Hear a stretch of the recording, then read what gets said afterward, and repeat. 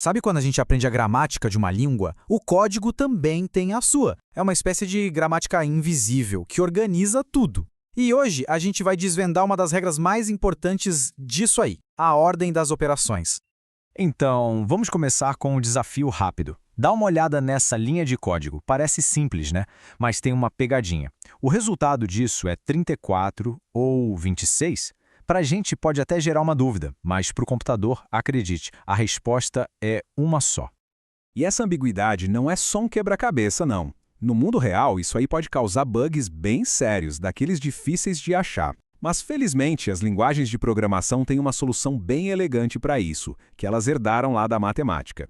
Para não ter confusão, as linguagens seguem regras muito rigorosas. É como se o próprio compilador colocasse uns parênteses invisíveis ali para mostrar qual é a ordem exata do cálculo, sem erro. E a primeira grande regra de ouro para a gente desvendar esse mistério todo é o conceito de precedência de operadores. Pensa na precedência como uma hierarquia mesmo. Lembra na escola? Algumas operações são mais importantes que outras e são feitas primeiro. É exatamente essa regra que diz para o computador por onde ele deve começar. Olha só que simples. A multiplicação e a divisão, elas estão lá no topo da hierarquia. Já a adição e a subtração ficam no nível mais baixo. Ou seja, as primeiras sempre são resolvidas antes das segundas. E pronto. Com essa regra, nosso mistério inicial está resolvido. A multiplicação tem maior precedência, então 9 vezes 2 é calculado primeiro. O resultado, que é 18, é somado com 8, e a gente chega no resultado correto. 26. Fim do mistério. E aqui tem um ponto fundamental, o verdadeiro pulo do gato. Precedência não define a ordem de execução, mas sim como a expressão é agrupada. É uma diferença bem sutil, mas que na prática faz toda a diferença. Tá, mas e quando os operadores têm a mesma importância? E aí? Aí a precedência sozinha não resolve. A gente vai precisar de uma regra de desempate.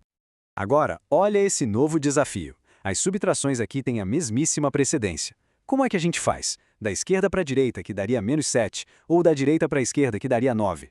A resposta está na direção que a gente segue. E essa regra de desempate se chama associatividade. É ela que define qual é a direção do fluxo, se o agrupamento vai ser da esquerda para a direita ou o contrário. Simples assim. A maioria dos operadores de matemática, como a subtração, tem associatividade à esquerda. Por isso nossa expressão resulta em menos 7. Agora, olha que curioso. Operadores de atribuição, tipo sinal de igual, têm associatividade à direita. É por isso que dá para fazer A igual a B igual a C e atribuir o mesmo valor para várias variáveis de uma vez só. Ok, agora que a gente já entendeu as regras do jogo, vamos ver como elas funcionam em alguns casos práticos, daqueles que podem salvar um código de dar um erro bem chato. Vamos falar sobre o operador E, o AND lógico. Ele é muito esperto. Se a primeira parte da condição já for falsa, ele pensa, opa, nem preciso olhar o resto, o resultado final já vai ser falso. Isso é que a gente chama de curto-circuito. Economiza processamento e, como vamos ver, evita muitos erros. E é por isso que ele é tão útil. Nesse exemplo aqui, se a variável lista for nula, a verificação para ali mesmo. O código nem tenta chamar o lista.size, o que com certeza daria um erro daqueles. O curto-circuito não é só otimização, é uma camada de segurança para o código. Falando em atalhos, quem aí já conhece o operador ternário? Ele é basicamente uma forma super compacta de escrever um if-else em uma linha só. A estrutura é sempre essa, uma condição, um ponto de interrogação, o valor se for verdadeiro, 2 pontos e o valor se for falso. Prático, né?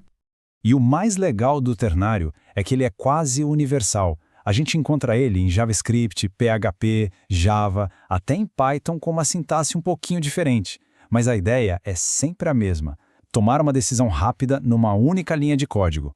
Bom, e agora a grande lição. Depois de passar por todas essas regras, o que realmente importa no dia a dia para a gente escrever um código cada vez melhor? A resposta é uma palavra: clareza. Você pode até decorar todas as regras de precedência, mas e a próxima pessoa que for ler seu código?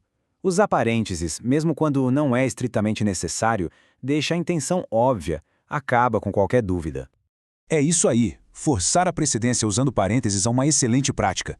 Isso não mostra que a pessoa não conhece as regras, muito pelo contrário, mostra profissionalismo. Mostra que a pessoa está escrevendo um código pensando em quem vai ler e dar manutenção nele no futuro. E para a gente fechar, fica aqui uma provocação. Cada linguagem tem sua própria tabela de precedência, e às vezes com umas surpresas bem interessantes. Que tal dar uma espiada na documentação da sua linguagem favorita e descobrir qual é a ordem secreta que rege o seu código?